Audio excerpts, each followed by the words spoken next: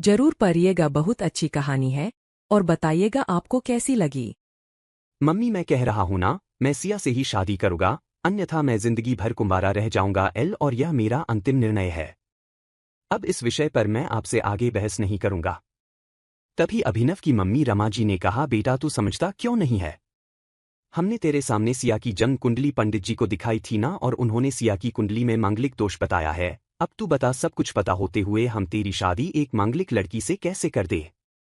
तू जानता नहीं कि मांगलिक दोष वाले की जीवन साथी की मौत जल्दी हो जाया करती है इसलिए तुझे मैं समझा रही हूं, तू भूल जा सिया को। रमा जी ने अभिनव को बहुत समझाया, पर अभिनव का कहना था कि जब मैंने सिया से प्यार किया था तब मैंने उसके साथ प्यार करते हुए जन्म कुंडली का मिलान नहीं किया था ना ही मैं इन मिलानों को मानता हूं इसलिए अब बस मैं शादी करूंगा तो सिर्फ सिया से और यह मेरा आखिरी फैसला है।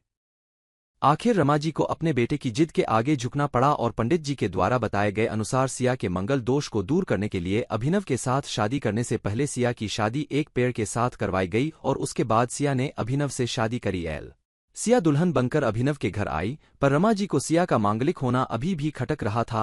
और रमा जी उसे दिल से नहीं अपना पा रही थी। और घर में कुछ भी परेशानी आती तो उसका दोष सिया को ही दिया जाता। लेकिन सिया पढ़ी लिखी संस्कारी लड़की थी और वह अपनी सासू माँ से मिले इन बेवजह आरोपों को अपने दिल से नहीं लगाती थी। और ऐसे ही ससुराल में उसके दिन कट रहे थे। एक दिन अभिनव ऑफिस से जल्दी घर आ जाता है, तब रमा जी ने उससे पूछा, बेटा आज जल्दी कैसे आ गया? तब उसने बताया, माँ आज सुबह से ही सिर दर्द और बहुत कमजोरी आ रही है, इसलिए ऑफिस में काम करने की हिम्मत ही नहीं हुई मेरी। तब रमा जी ने कहा, चल बेटा जल्दी कर, हमें डॉक्टर के पास चलना चाहिए। तब अभिनव और रमा जी डॉक्टर को दिखाने गए। डॉक्टर को दिखाने के बाद मालूम पड़ा कि अभिनव को पीलिया हो गया है, और दोनों जैसे ही घर लौटे रमा जी ने घर को सिर पर उठा लिया और कहने लगी, जब से यह लड़की हमारे घर में आई है तब से हमारे घर में परेशानी और बीमारियां भी साथ में लेकर आई है। इसके कदम ही अशुभ है। अब देखो, इसका मांगलिक दोष हमारे बेटे पर भी असर करने लग गया है। कल को अगर मेरी बेटी को कुछ हो गया तो कौन जिम्मेदार होगा? तभी सिया ने कहा, मम्मी जी प्लीज, और कितना नीचा दिखाएगी मुझे? आज तक मैं चुप रही क्योंकि पापा ने यही सिखाया था कि बड़ों के आगे ससुराल में जवाब मत देना। पर आज तो आपने हद ही कर दी है। अगर मैं आज नहीं बोली तो जिंदगी भर खुद को माफ नहीं कर पाऊंगी। मम्मी जी, अगर आप पंडित जी पर भरोसा नहीं करती थी तो उनके कहे अनुसार आपने सारी मांगलिक दोष निवारण की विधि क्यों करवाई? क्यों पहले आपने मेरी पेड़ से शादी करवाई? दोष मेरा मांगलिक होना नहीं है, बल्कि दोष तो मेरा आपकी बहू होना है, क्योंकि घर में जाने अनजाने में कुछ भी परेशानी आती है उसको आप मुझसे जोड़ देती है, और जब कोई सास अपनी बहू से सिर्फ नफरत कर रही होती है तब यह बहु दोष बेटे बहू को नहीं पूरे परिवार को परेशानी में डाल देता है। और इस बहु दोष से मुक्ति भी सिर्फ सास ही दिलवा सकती है। बहू को अपनी बहू माने, उसे दिल से अपनाए, उसे भी सम्मान दे और यह महसूस कराए कि वह भी इस परिवार का सदस्य है, नहीं तो बहु दोष मांगलिक दोष से भी ज्यादा पीड़ादायक हो जाता है। सिया की कही हुई बातें रमा जी के दिल को झकझोर रही थी और उन्हें मन ही मन पश्चाताप भी हो रहा था। उस समय उन्होंने सिया को कुछ भी नहीं कहा।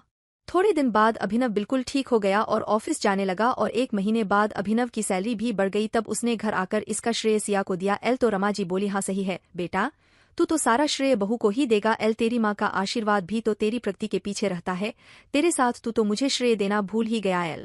तब अभिनव ने कहा, माँ इस बार सिया का मांगलिक दोष मुझ पर और नहीं मेरी तरक्की पर नहीं लगा, और माँ जब हम बुरी परेशानियों का श्रेय सिया को देते हैं तो अच्छे कामों का श्रेय भी तो सिया को ही देना चाहिए। तो इसलिए आज का सारा सिया को जाता है। अभिनव ने हंसते हुए कहा।